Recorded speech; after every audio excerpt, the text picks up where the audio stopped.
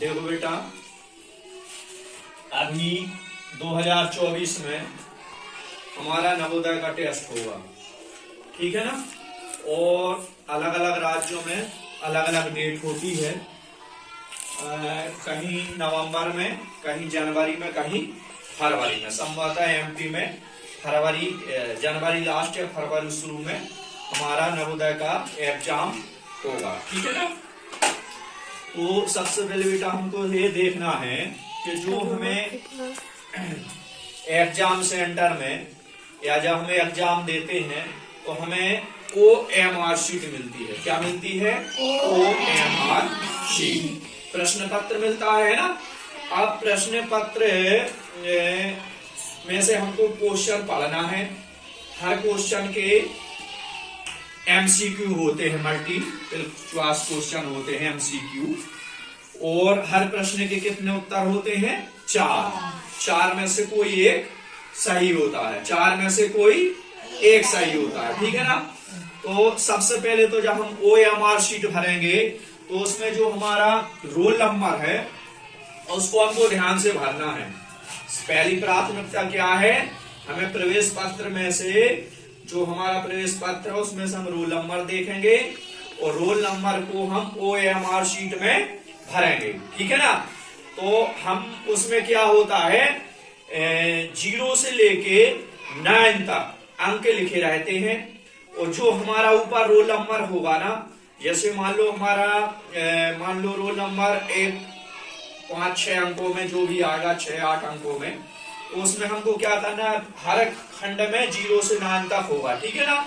तो हमारा जैसे मान लो पहला अंक है 1, तो हमको उसको 0 से 9 में नंबर 1 यानी 1 ढूंढना है, और जहां वो 1 मिलेगा वहां हमको क्या करना है, गोला भरना है। जैसे हमारे अभी एमपी में ओलंपियाड के पेपर हुए थे, कुछ बच्चों ने दिए हैं, और ओलंपियाड में भी सेम ऐसे ही हमने, ठीक है ना, रोल नंबर भरा था और गोला को भरा था, ठीक है ना। उसमें हमको क्या करना है, ब्लैक या नीले के जो पॉइंट पेन है उस पेन से हमको भरना है, ठीक है ना।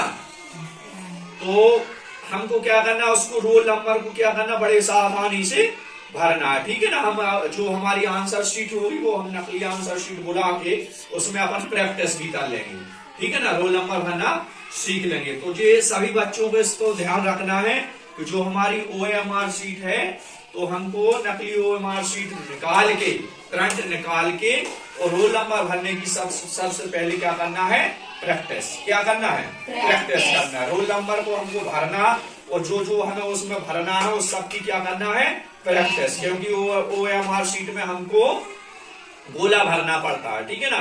तो उसकी हम सबसे पहले क्या करेंगे, प्रैक्टिस, ठीक है ना।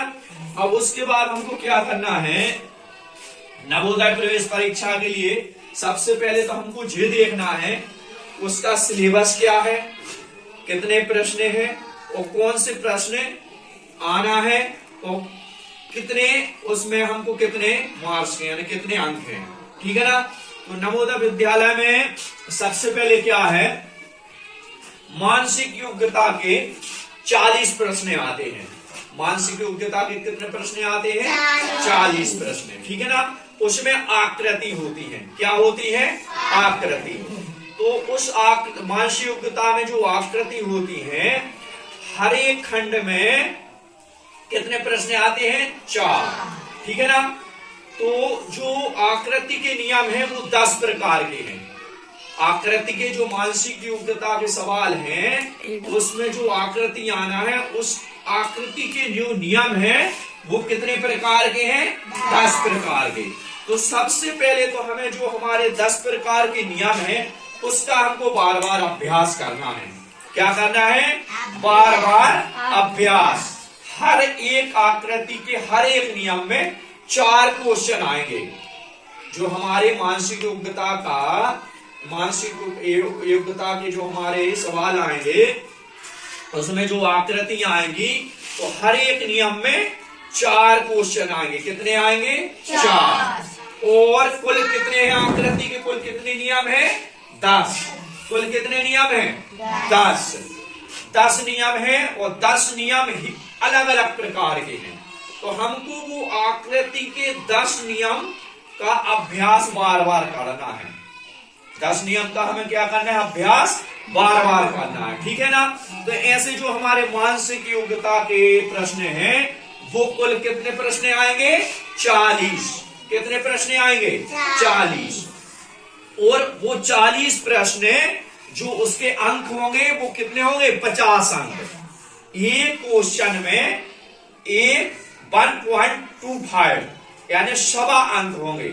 एक क्वेश्चन में कितने अंक होंगे? 1.25। तो 40 क्वेश्चन के कुल मिला के 50 अंक होंगे। 40 क्वेश्चन के कुल कितने अंक होंगे? 50 मानसिक योग्यता के, ठीक है ना। तो जो उसमें हमें सबसे मेन जो हमें ध्यान देने वाली बात है वो आकृति वाले जो सवाल आएंगे उसके 10 नियम होंगे। हर एक नियम के 4 सवाल आएंगे। तो 10 नियम के 10 चौको 40 सवाल आएंगे और 40 सवाल के कुल कितने अंक होंगे? 50, ठीक है ना। क्लियर है ना। तो हम इसको बहुत पहले से अच्छे से इसको हमें ध्यान देना। फिर दूसरी है अंक गणित। दूसरा में क्या आएगा? पहले खंड में आएंगे जी 40 क्वेश्चन, दूसरे खंड में आएंगे हमें क्या? अंक गणित।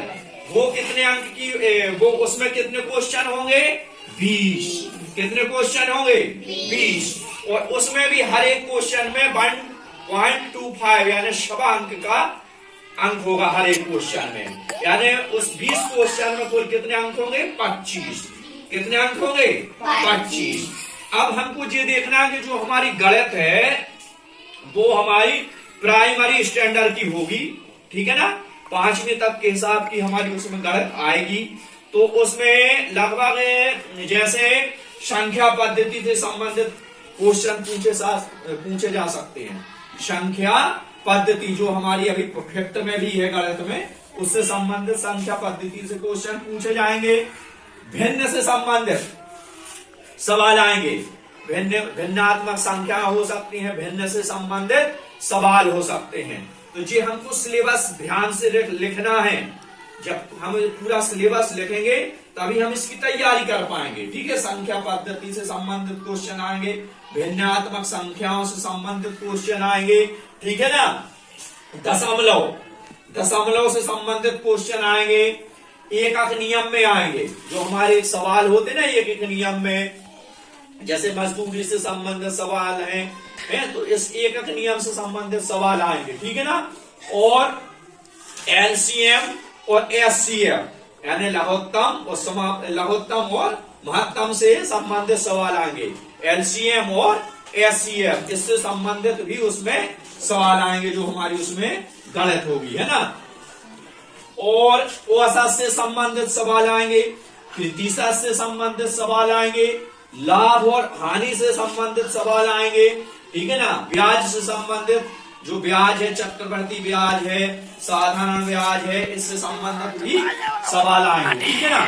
समय और दूरी से संबंधित सवाल आएंगे, समय और दूरी से।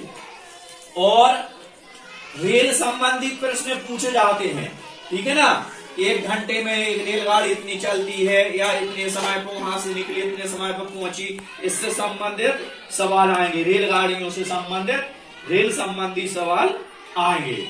और क्षेत्रफल जो हमने पढ़े हैं, क्षेत्रफल, वर्ग का क्षेत्रफल, आयत का क्षेत्रफल, त्रिभुज का वगैरह जो भी क्षेत्रफल है संबंधित है, आयताकार, वर्गाकार, इस क्षेत्रफल से संबंधित भी सवाल पूछे जाएंगे। आयतन से संबंधित भी सवाल आएंगे, संख्या श्रृंखला आएगी, समय एवं घड़ी से संबंधित प्रश्न भी आएंगे, ठीक है ना।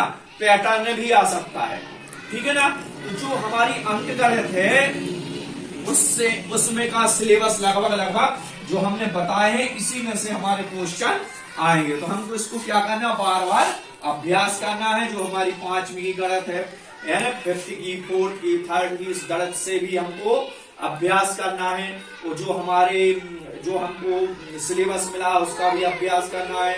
जो हमारी गाइड है उससे भी हमको थोड़ा उससे भी अभ्यास करना है, ठीक है ना।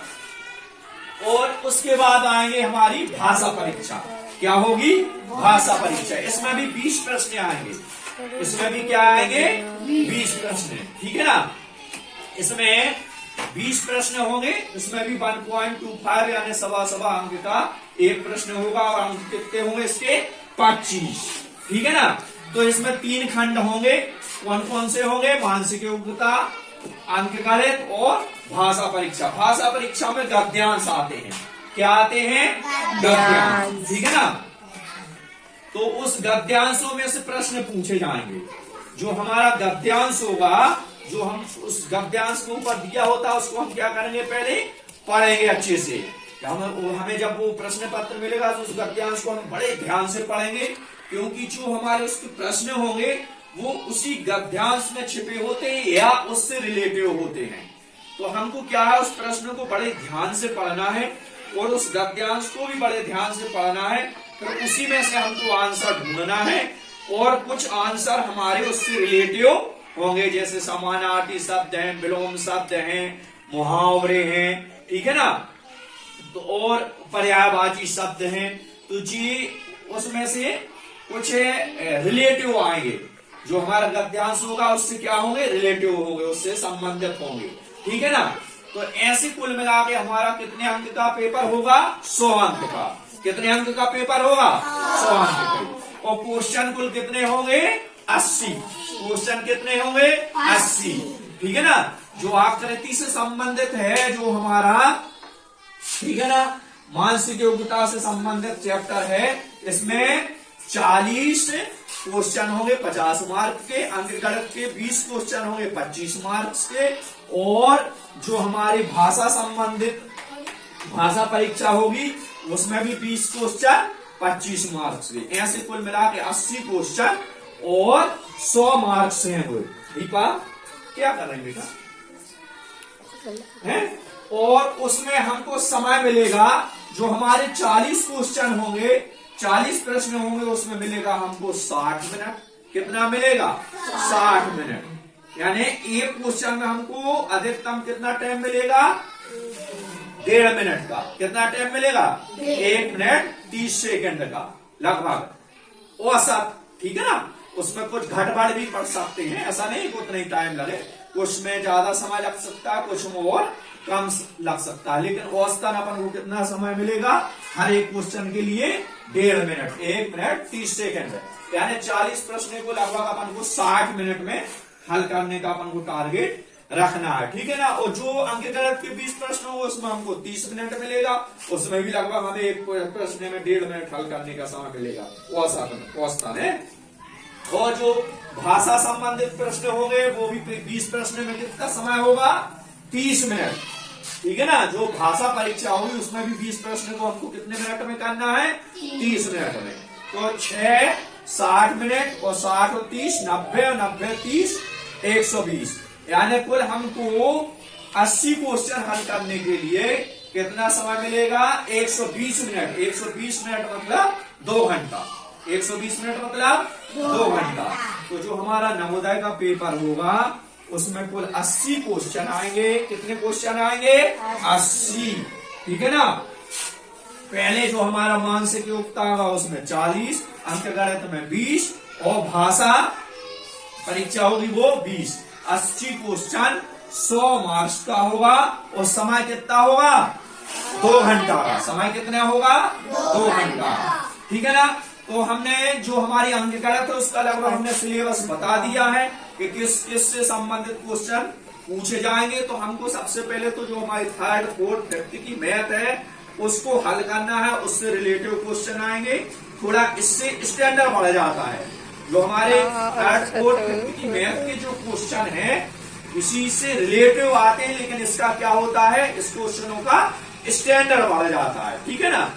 इसी प्रकार हमारे भाषा से संबंधित क्वेश्चन होंगे। जो भाषा परीक्षा होगी, गद्यांश होगी, उसमें भी कुछ क्वेश्चन हमें आसानी से गद्यांश में से भी आंसर मिल जाएंगे, कुछ उस गद्यांश से रिलेटिव मिलेंगे, तो कुछ हमें जैसे हमने बताया विलोम है, समानार्थी है, पर्यायवाची है, या जो भी है उसमें उसको हमको उसी से रिलेटिव हमको ढूंढना पड़ेगा और कुछ अभ्यास करना पड़ेगा। ठीक है ना। और अंकगणित में भी हम उसी में से लगभग आएंगे। अब जो हमारी मानसिक योग्यता के सवाल हैं, आकृतियों के सवाल, ठीक है ना, ये हमको सबसे पहले तो हमें जो 10 प्रकार के जो हमारे नियम हैं आकृतियों के, जो हमारे उसमें दिए हुए हैं नियम, उस नियमों का अभ्यास करना है। हर एक नियम के 4 क्वेश्चन होंगे, 10 नियम के 40 क्वेश्चन होंगे। तो हम जब वो नियम अच्छे से अभ्यास कर लेंगे तो क्या होगा, हमें उस समय हल करते हुए हमें आसानी हो जाएगी, है ना। जब हम प्रश्न पत्र को पढ़ेंगे और उसके आंसर ढूंढेंगे तो हम क्या होगा, थोड़ी सी आसानी हो जाएगी। फटाफट हमको पता है पहले नियम में हमको ये करना है, ठीक है ना, दूसरे नियम में हमको ऐसे हल करना, तीसरे नियम में ऐसे हल करना, ऐसे कुल मिलाकर में 10 नियम है जो होंगे, उसको हम किस प्रकार से हल करना है, ठीक है ना। तो हम उसको आसानी से कर पाएंगे, ठीक है ना। तो इस छोटी छोटी सी बारीकियों को हमको ध्यान देना है, ठीक है ना। क्या करना है, बारीकियों को ध्यान देना। सबसे पहले तो हमें OMR शीट बड़े ध्यान से भरना है। OMR शीट भरने के बाद हमको जो प्रश्न पत्र मिलेगा उस प्रश्न पत्र को हम क्या करेंगे, पढ़ते चलेंगे और आंसर करते चलेंगे, ठीक है ना। तो इसको हमको ध्यान देना है जी। हमारे अभी एग्जाम होने वाले हैं जनवरी लास्ट या फरवरी शुरू में, ठीक है ना। कितने बच्चों ने फार्म भरे हैं, लगभग अपने यहाँ से 8 बच्चों ने फार्म भरे हैं। तो हमको अब इसका अभ्यास करना है। जो हमारा टाइम मिलेगा, जैसे हमें स्कूल टाइम में भी लंच टाइम मिलता है, उसमें भी थोड़ा सा अभ्यास करने का हम प्रयास करेंगे और होमवर्क भी देंगे और घर पे भी तुम लोगों को अभ्यास करना है, ठीक है ना। करोगे अभ्यास, ठीक है। लेकिन इसमें हमको ध्यान रखना है, थोड़ी थोड़ी सी चीजें को हमको अभ्यास करना है। कुछ चीजें ऐसी हैं जो हमको बार बार अभ्यास करना पड़ेगी, बार बार हमको उनको करना पड़ेगा, ठीक है ना। तो आए समझ में आई बात, ठीक है ना। तो जी अपन को सिलेबस नोट करना है, सिलेबस को क्या करना है, नोट करना है, ठीक है। और आकृति के जो 10 प्रकार के नियम हैं उसको भी हमको नोट करना है, उसको अभ्यास करना है, फिर उस आधार पर हम आकृतियां करेंगे, ठीक है ना। तो जो हमारे पास गाइड है उससे भी अभ्यास करेंगे, जो हमारे पास 3rd, 4th, 5th में जो हमने विषय पढ़े हैं गणित के उससे भी अभ्यास करना है, ठीक है ना। और अच्छी आसानी से तैयारी करना है इसकी, बड़े आराम से, ठीक है। तो तैयारी करोगे, चलो ठीक है।